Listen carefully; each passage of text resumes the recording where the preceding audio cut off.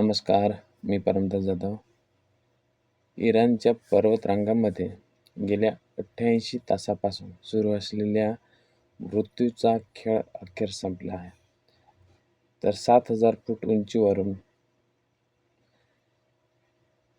गोठवणाऱ्या थंडीत आणि शत्रूंच्या विळख्यात अडकलेल्या अमेरिकन कर्नलला अमेरिकन स्पेशल फोर्सेसने आज पहाटे एका अत्यंत धाडसी मोहिमेत बाहेर काढलेलं आहे.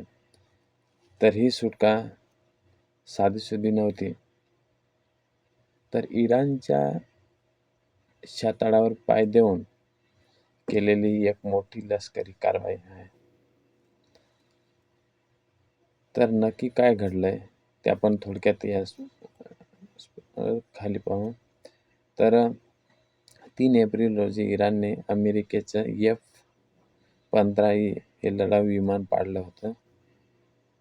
पायलटची सुटका झाली, पण विमानातील मुख्य अधिकारी म्हणजेच कर्नल बेपत्ता होते. हे कर्नल इराणच्या दुर्गम पर्वतरांगेमध्ये 7,000 फूट उंचीवरून जखमी अवस्थेत ते पडलेले होते. तर इराणचे सैन्य त्यांना शोधण्यासाठी जग पछाडत होते. त्याच्यावर बक्षीस जाहीर करण्यात आलेले होते. पण या शूर कर्नलने तब्बल 88 तास अन्न पाण्याशिवाय शत्रूला गुंगारा दिला नाही.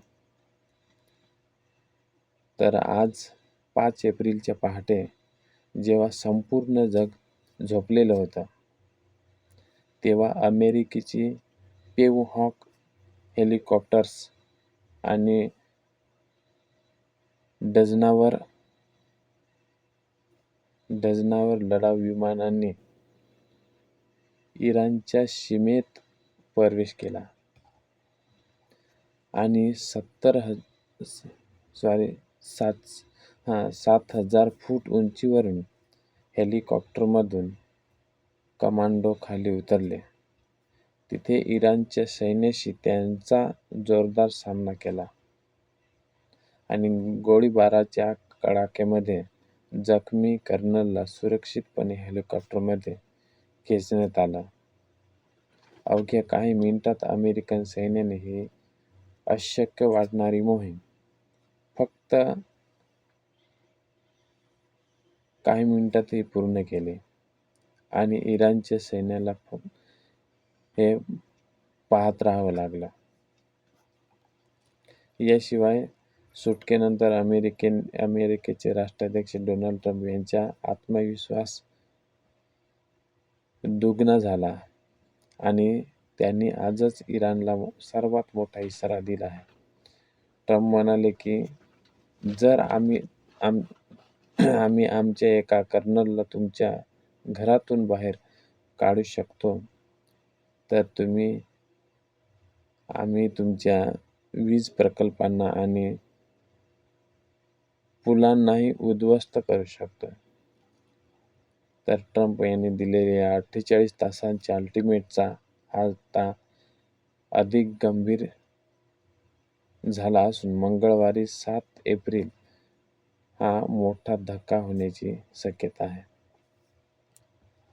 म्हणून कर्नलची जी सुटका ही इराणसाठी मोठी चमत्कार मारणारी आहे.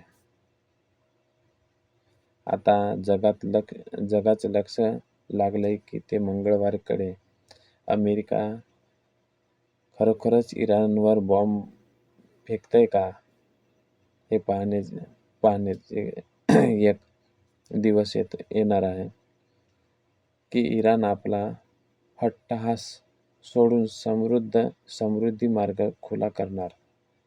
या युद्धाचा भारतावर आणि पेट्रोलच्या किमतीवर काय परिणाम होईल हे आम्ही तुम्हाला सांगतच राहू.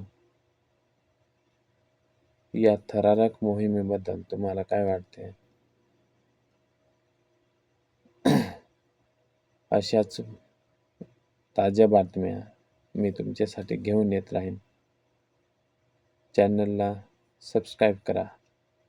धन्यवाद.